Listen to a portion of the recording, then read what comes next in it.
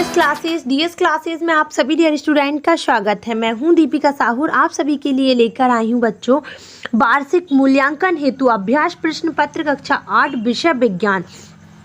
ये sample paper आपके लिए बहुत इम्पोर्टेंट है। मैं ऐसा इसलिए बोल रही हूँ क्योंकि जो आपका पेपर होने वाला है ना, उसमें ये अहम भूमिका निभाने वाला है।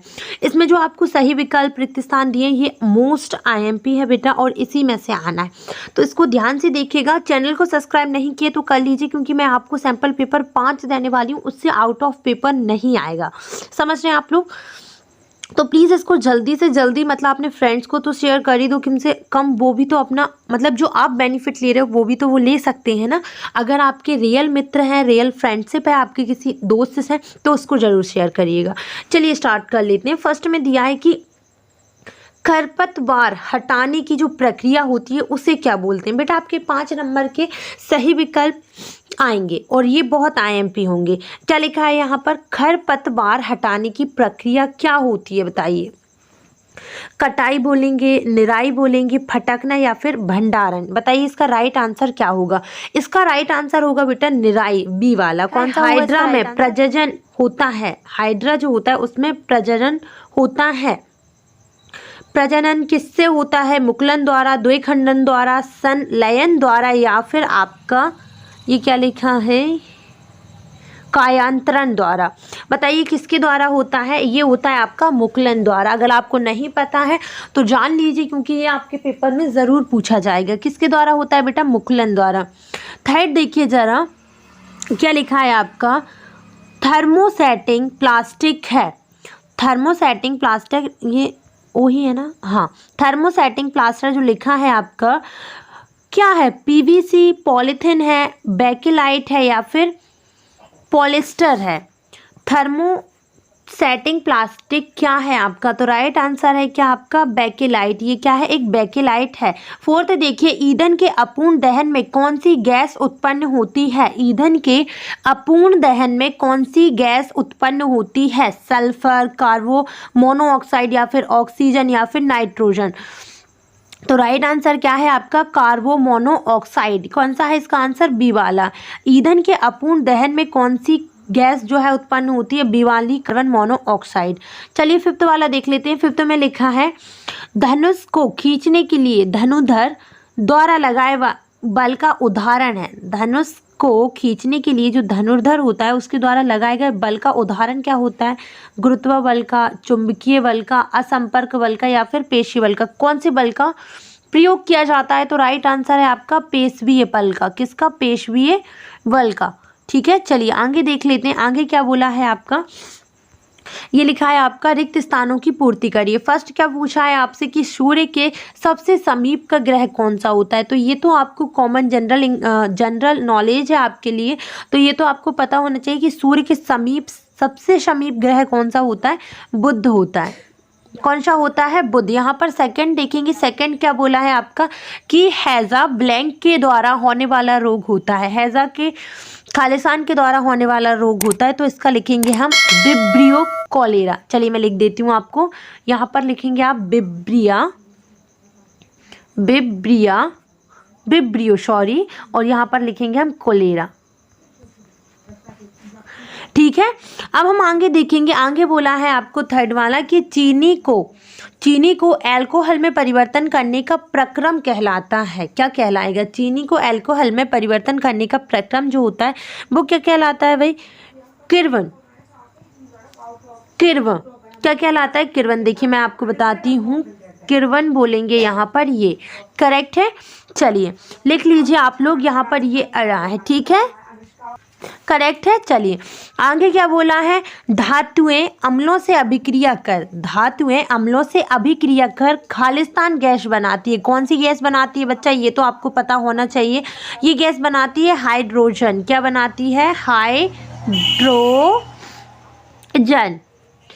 धातुओं से अम्ल जो है अभिक्रिया करके हाइड्रोजन गैस बनाती है। अगर मैं क्वेश्चन नंबर 3 की बात करूं तो इसमें अति लघुत्तरीय है, तो ये क्वेश्चन आपको याद करने पड़ेंगे कि स्थिर वैद्युत बल किसे कहते हैं? तारामंडल किसे कहते हैं बेटा? 2 तारामंडलों के नाम बताइए।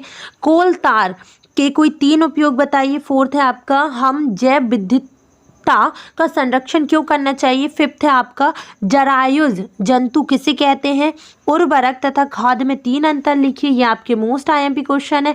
क्वेश्चन नंबर 4 देखिए जरा, क्या लिखा है। सर्पी सन घर्षण होता है शायद, या सर्पी घर्षण स्थगित घर्षण में कम क्यों होता है, व्याख्या दीजिए। सेकंड है आपका, ये आपके कितने 5 है, ये 5 नंबर के क्वेश्चन है। या देखो मैं 5 से 15 कर रही हूँ वीडियो में भी, देख रहे हो आप, क्योंकि मेरे को ज़्यादा नॉलेज नहीं है साइंस का, बट सब बच्चे बहुत रिक्वेस्ट कर रहे थे, इंसिस्ट कर रहे थे कि मैम साइंस का प्रैक्टिस पेपर या फिर मॉडल पेपर दे दीजिए, तो इस वजह से आपकी रिक्वेस्ट पर मैं ये वीडियो बना रही हूँ, ठीक है। तेज वर्षा के समय किसी लाइनमैन के लिए बाहरी मुख्य लाइन के विद्युत तारों की मरम्मत करना सुरक्षित नहीं होता, व्याख्या कीजिए। अब आपका थर्ड में क्या दे दिया है कि समझाइए, थर्मोसेटिंग प्लास्टिक से निम्नलिखित क्यों बनाए जाते हैं। क्या आपका बोला है इसमें, डैगीची के हत्थे, विद्युत प्लग या स्विच। ये 5 नंबर के क्वेश्चन है। क्या एलपीजी लकड़ी से अच्छा घरेलू ईंधन है, कारण बताइए। लकड़ी से ज़्यादा अच्छा क्या है, एलपीजी है, तो बताइए क्यों। उल्टा बोल दिया मैंने, एलपीजी लकड़ी से, सही तो बोला यार, आप लोग बताते भी नहीं हो कि मैम आप सही बोल रहे हो। अम्ल वर्षा किसे कहते हैं, ये भी बताना है। क्वेश्चन नंबर 6 में पूछा है कि सजीवों में कोशिकाएं मूलभूत संरचनात्मक इकाई समझाना है बेटा, या इसके अंतर में क्या दिया है आपका, मानव तंत्रिका अथवा में मानव तंत्रिका कोशिकाओं का रेखा चित्र बताइए। 5 अंततः स्त्रावी ग्रंथि, जो ग्रंथियां होती हैं आपकी, के नाम बताना या उनके द्वारा स्त्रावित हार्मोन्स के नाम लिखिए। यहाँ पर आगे क्या दिया है, यौवन आरंभ के समय होने वाले शारीरिक परिवर्तन की सूची बनाई। ये सारे क्वेश्चन आंसर आईएमपी है, तो कुछ भी नहीं छोड़ना है अपन को, सब कुछ करेंगे अपन, पूरे नंबर चाहिए हमें तो, है ना। तड़ित से अपनी सुरक्षा के कोई 5 उपाय। आवेशित गुब्बारे द्वारा आवेशित गुब्बारे को प्रकाशित करना, जबकि अनावेशित गुब्बारा आवेशित गुब्बारे द्वारा आकर्षित किया जाता है, व्याख्या करिए। बड़ा कठिन है यार। श्रव्य तथा अश्रव्य ध्वनि से क्या समझते हैं।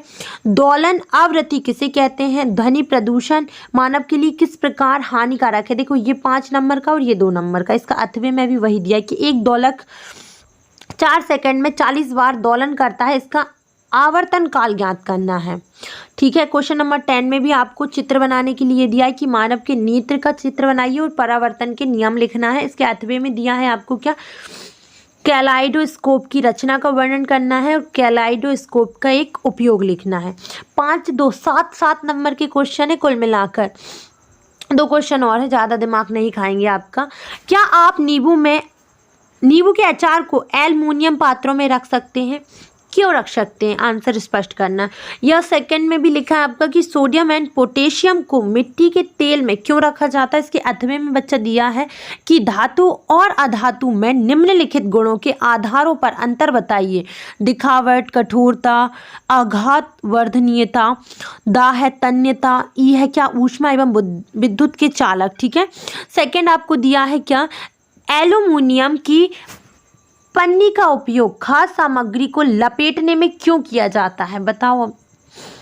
पेयजल क्या होता है, जल का शुद्धि कैसे की जाती है, जल प्रदूषण के कारण बताना। ये 7 नंबर के क्वेश्चन है, छोड़कर नहीं आना। ये 5 का, ये 2 5 2 7 ही तो होते हैं ना यार। मैथ आप लोग कैसा क्यों बोलते हैं, मैथ तो कितनी अच्छी होती है।